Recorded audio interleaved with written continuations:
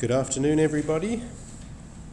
Welcome to the GradeXpert webinar on student welfare and behavior tracking. My name's Anthony. I've spoken to many of you before already. If you can hear me okay, just type into the chat box that comes up below the TeamViewer window, just so that I know that you can hear me okay.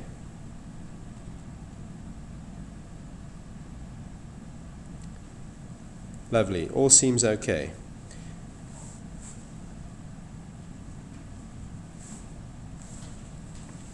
As mentioned, today's webinar is focusing on how to use GradeXpert for tracking student welfare items as well as behavior issues.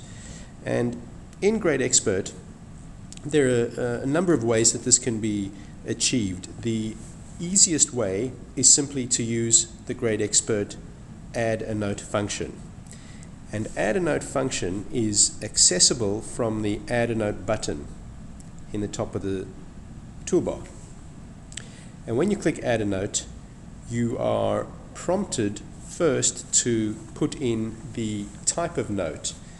And if this is a student welfare incident, you can choose one of the items that are set up already, or you can add to this list yourself in the settings screen on the Note Types tab. So for example, if this is a welfare incident regarding a student, say, allergic reaction, you could just choose that header, click the OK button, and then you can select the student that this note or this welfare item relates to. So let's just type in part of a name down here to search. I'll just put in John. There we go, John Rivers is the student. And then you can just type in the details of the incident. Allergic reaction to homework, for example. Hopefully it's not too bad. And with notes, you can then, in GradeXpert 8 at least, automatically email other staff members that this particular note has been put in. So you can nominate a group of teachers where you don't have to select each teacher individually, but you can use a group that you've set up previously, again in settings. And you can also nominate individual teachers who you want to receive an email about this issue. And what will happen is when you click the Save button, it will automatically send emails to these teachers to say an allergic reaction note was entered, the student name is John Rivers, and these are the details, i.e. the comments, all in an email in their inbox. That's a kind of quick and easy way to get a student welfare item put into GradeXpert that doesn't require much other effort. The only downside to this is that, for example, if you want to use this to track behavioral incidents down to a more detailed level, such as where the incident occurred, what the outcomes were, what the type of behavior was, that isn't done within these notes. That's actually set up as an assessment in GradeXpert. And what that means is that we just create an assessment called behavioral item. And on that assessment, we create a number of different result types. And one of them would be, for example, the location. And a second result type for that behavioral attendance would be the behavior type, for example. So what I'm going to show you is how we set that up in our assessment screen. So I'm going to go to the settings screen, which is the nerve center of the GradeXpert system. This is where you can adjust virtually anything to do with GradeXpert. And I'm going to start on the result types, because the areas of this behavioral tracking assessment are basically just result types. You already are hopefully familiar with things like percentile rankings, letter scores, scale scores, and so on. We're just going to add a new result type. And I'm going to call this location, because I want to be able, in the future, to be able to see the different locations, or the most common locations where specific behavioral incidents have occurred. And the location is really just a list that I'm going to set up. by clicking select from list as an option, and then the items that teachers are going to be able to choose as a location can be added to a predefined result type list. I'm just going to add in, say, 3 for now. So let's say classroom is the one location, let's say playground is the other location, and let's say the third location is the, I don't know, school hall, for example. And you can add to these locations at any time in the future. What I'm going to do now is I'm going to add another result type, and I'll call this behavior type.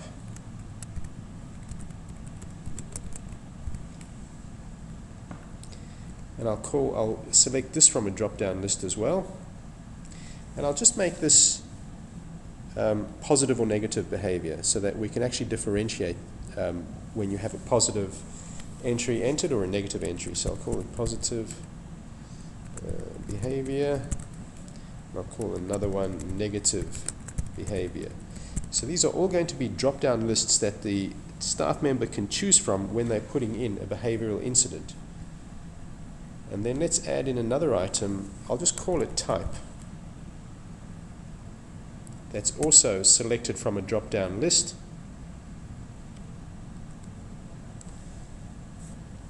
And I'll just add in a couple of items here. So let's say, in fact, let's say hitting another student. Let's say swearing. Let's say leaving school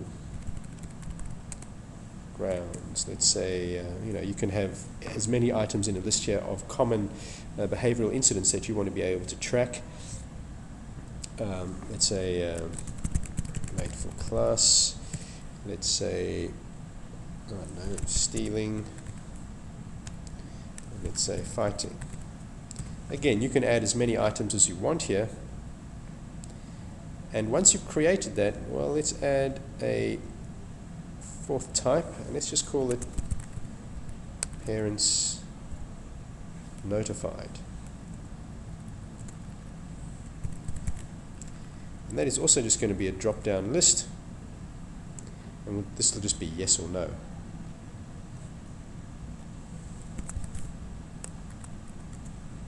So these are all different elements of a single behavioral incident that we want to be able to choose for a student. Once we've created those result types, we need to save those settings so that they become available to us in our list of assessments. And that is, in our list of assessments, we will simply set up a new result type called a new assessment, called behavior. These are all our regular items, so I'm just going to go all the way down to the bottom, and I'm going to create a new header, and the header will be called behavior. And within that header, I will create a new assessment called behavioral incident, for example. Now, to this new assessment, I want to link those different result types that I've just created. So I move across to result type 1. And the first item I want teachers to select when they're putting in a behavioral incident will be the location. And teachers will be able to select from our predefined list of locations at the school. Then I also want to be able to select, after the location, we want to choose the behavioral type, positive or negative. The third piece of information we want staff to enter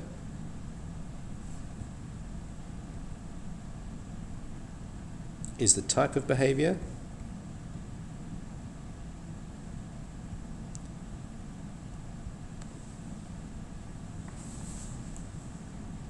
And the final piece of information we're asking teachers to enter is, have the parents been notified, yes or no? You can have up to 10 different result types per assessment, which means you can have 10 different pieces of data for each behavioral incident. We've only set up 4, but you can add or remove items to match what you need to do at the school.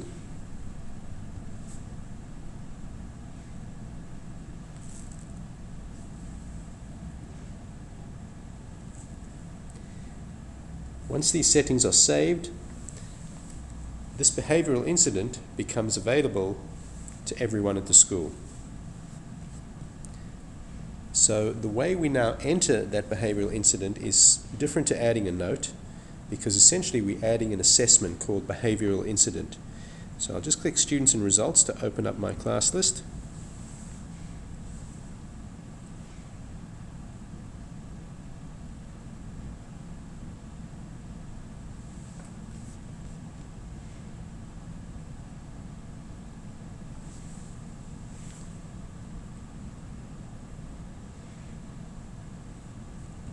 I'll just remove my filter that I've selected. Where's glasses? Once you have the student that you want to enter the welfare item for, you just double click on their item. So let's say Harvey. I'll open up Harvey Dillon's history.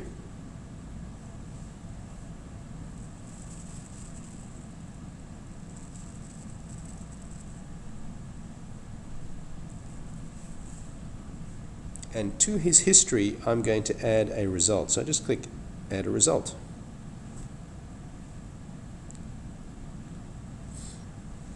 And in this instance, we want to choose the behavioral item. So just select the assessment we want to add. Just type BE for behavioral. There's our incident. At this point, I can link up the date that the incident happened, the class he was in, the name of the teacher that may have been involved, which could be your name as well. So let's just say this was dated today's date, the 2nd of the 12th. Alright, so this happened in the playground. It was negative behavior. It was hitting another student, for example, and the parents were notified.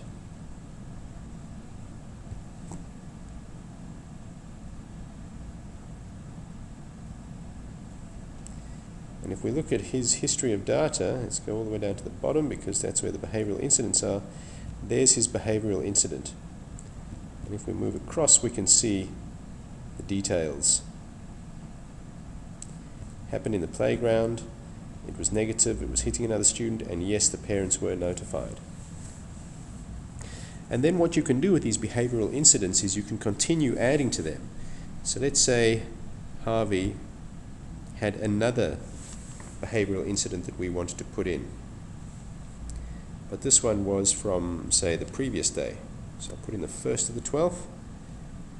This time it was in the classroom. This time it was still negative.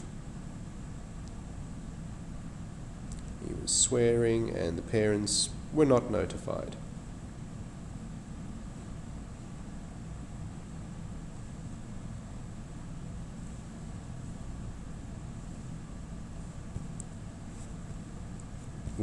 I'm just going to collapse everything in his history so that we can just come down and see just the data we want. And you can see this behavioral incident now lists 2 items.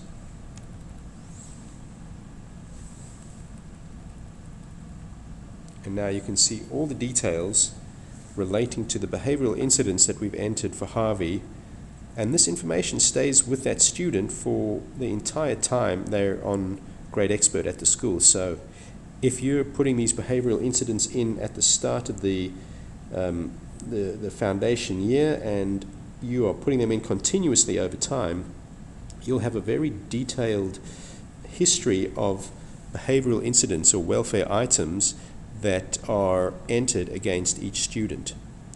And then you can quite easily generate graphs that show where the most common incidents occurred or where the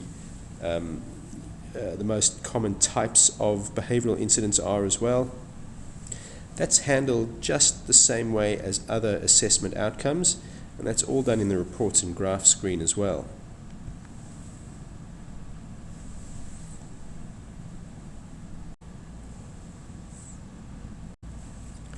I'm just going to filter this list out just for my behavioral incidents.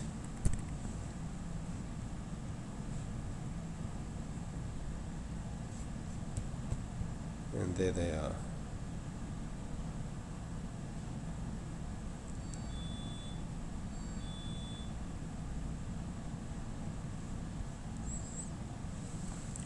Now the reason that the graphs aren't showing is because we haven't given those items equivalent numeric values to graph, but we could quite easily show that information as a graph if we said, you know, the number of items in the playground, playground items are shown as a 1, classroom items are shown as a 2 on a graph, and so on. So a bit difficult to see that here. Let's see if I group these.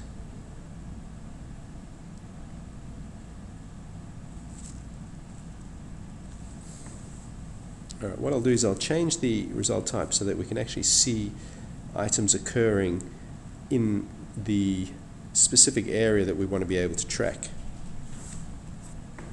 Keep in mind also we're going to be overhauling the welfare tracking component on GradeXpert to more closely integrate both the notes and the assessments, and we'll have one new item called behavioral incident that will streamline this entire process. So they won't necessarily need to be treated as assessments or as notes. They'll actually be trackable behavioral items.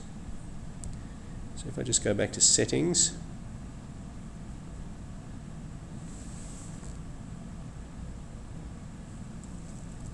when I go back to those result types that I've already set up, so the location, for example, we can give different numeric values, 1, 2, and 3 for the 3 different areas. Do the same for behavior type. Positive will be a 2, negative will be a 1. This is just giving an equivalent value to show on a graph when we want to be able to graphically track this information.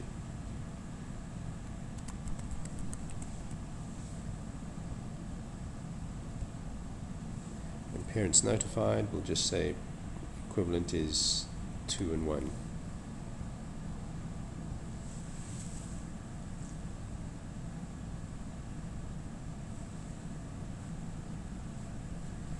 So when we go back into our reports and graphs screen and we want to be able to graph this now,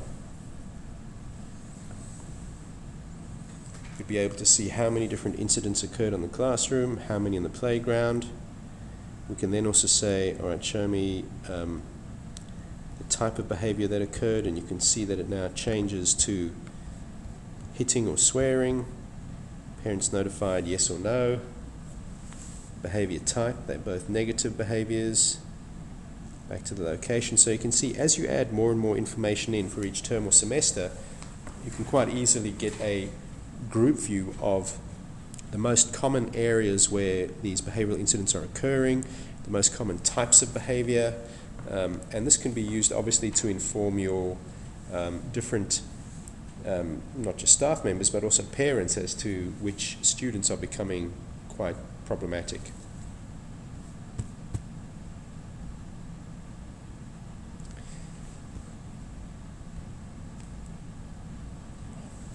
I'm just wondering if anyone has any questions up to this point.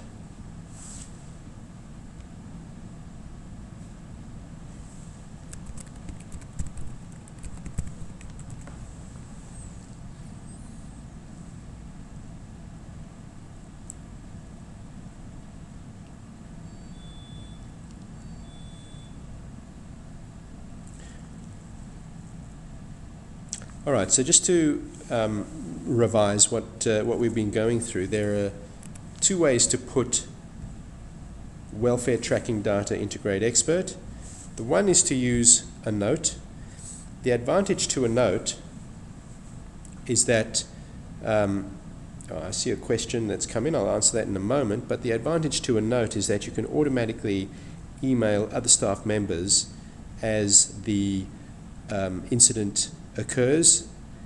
When you're entering an assessment item, there's no facility at the moment to send an email to other staff members that that's occurred, so that will be something that we're going to be looking at in a future update as well. And so you can either add a note or you can add a behavioral item or behavioral incident assessment result. Now there's another question that's come up. Can you graph as a term rather than as separate days? Absolutely. When you're looking at the grouped data here, they will all be under a specific term. You can see here these are all term 4 items, and there's 2 behavioral incidents for term 4 2015. Those are the 2 that we've just put in. And so yes, you can do it by a specific term or semester or month even, instead of just looking at the day of the incident, even though the date of that incident is still available.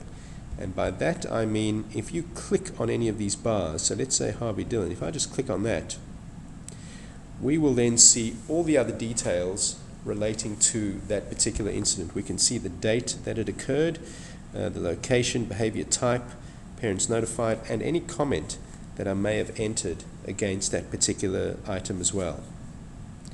Let's just add in a comment here to show you what it looks like. Let's say Harvey was feeling, I don't know, unwell and spoke badly to staff. Whatever. You can just type in additional information, and that stays with that behavioral incident. So you don't just have the options of the drop-down lists to choose from. You can type in pages and pages of additional comments if you want for each behavioral incident. Items specific to that incident, eyewitness accounts of what may have happened, and so on. Other questions come up. What will the revamp look like so it's not under assessments? Well, it'll most likely be an additional tab in the student history. You see we've got notes, results, ILPs, attendance. We'll probably have an additional tab there called behavioral incidents, and you'll be able to add them in a very similar way to just adding notes.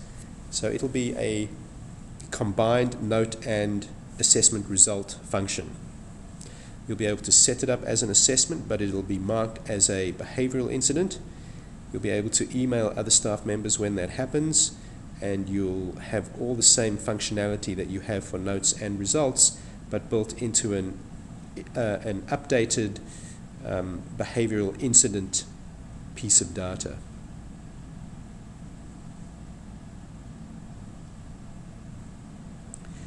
Does anyone have any other questions?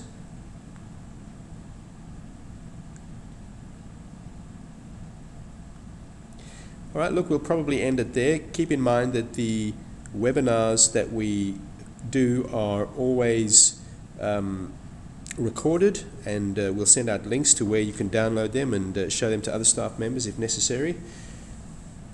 There's a question come in saying, will the new setup be graphable? Absolutely it will. It'll be in the same way that you can graph your results. You'll simply be able to graph your behavioral incidents to see the most common times of day or the most common areas where they occur. So yes, they will be graphable, but they'll be a lot more flexible. They'll be more focused and customized just for behavioral incidents instead of just assessments themselves. So I'd like to thank everybody for your time and attention.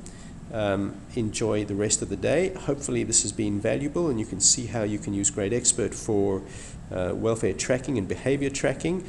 As we mentioned before, we're improving it all the time. So if you've got any other ideas of what you'd like to see in the behavior management system or welfare tracking system, please send us an email. We'd love to hear from you. But just enjoy the rest of the day, everybody, and thank you again for your time. Bye-bye.